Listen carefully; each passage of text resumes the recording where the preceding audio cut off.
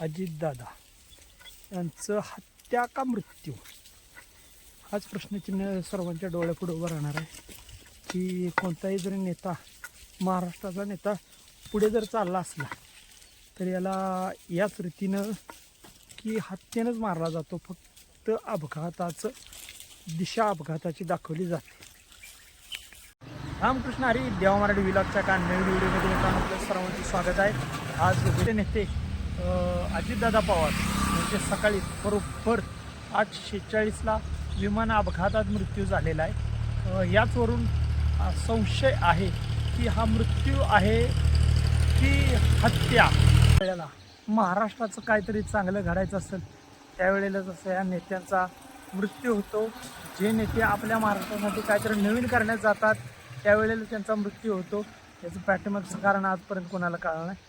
उदाहरणार्थ तुम्ही घ्या विलासराव देशमुख, हे महाराष्ट्राचे जे तडफदार नेते होते त्यांचाही मृत्यू झाला. त्याच्यानंतर गोपीनाथ मुंडे, ते तर खूप इंटेलिजंट होते, त्यांचाही असाच अकस्मात मृत्यू झाला. आणि आपले आर पाटील हे जबरदस्त नेते होते, यांचाही असा अकस्मात मृत्यू झाला.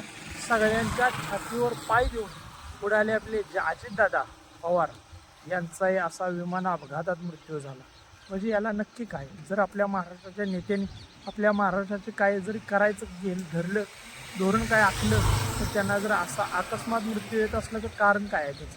म्हणजे महाराष्ट्रात एकही नेता टिकून आहे का महाराष्ट्राला नेत्याची गरज नाही का? सांगा मित्र, जर महाराष्ट्राचे जर नेते असे जर संपायला लागले तर महाराष्ट्र असा आपला पुढे जाईल का?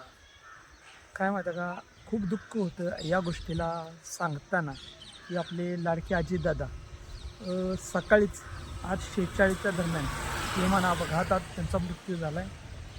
खूप वाईट वाटतं. त्याच्या अगोदर विलासराव देशमुख यांचाही ॲक्सिडेंटमध्ये मृत्यू झाला. गोपीनाथ मुंडे यांचाही ॲक्सिडेंटमध्ये मृत्यू झाला. आर आबा हे पण ॲक्सिडेंटमध्ये मारले गेले. हे जर आपल्या एखादा मराठी नेता आपला पुढे जातो त्यावेळेला या लोकांना बघवत नाही, मग यासाठी काय करायचं? मग याला असाच अपघातात संपवायचं. ज्या वेळेला नेता अपघातात आपला संपतो त्यावेळेला त्याचं पूर्ण संपून जातं. मित्रांनो लक्षात ठेवा, यासाठी नेहमीच आपले नेते अपघातात मारले जातात.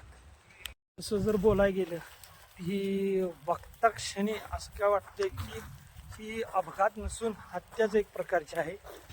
आपल्या महाराष्ट्रातले असे तडफदार नेते जर असे ॲक्सिडेंट आणि कोणत्याही कारणावरून मरत असले तर याच्या मागे राजकारण आहे की नाही, फक्त मला मित्रांनो कमेंट करून सांगा. रामकृष्ण आहे.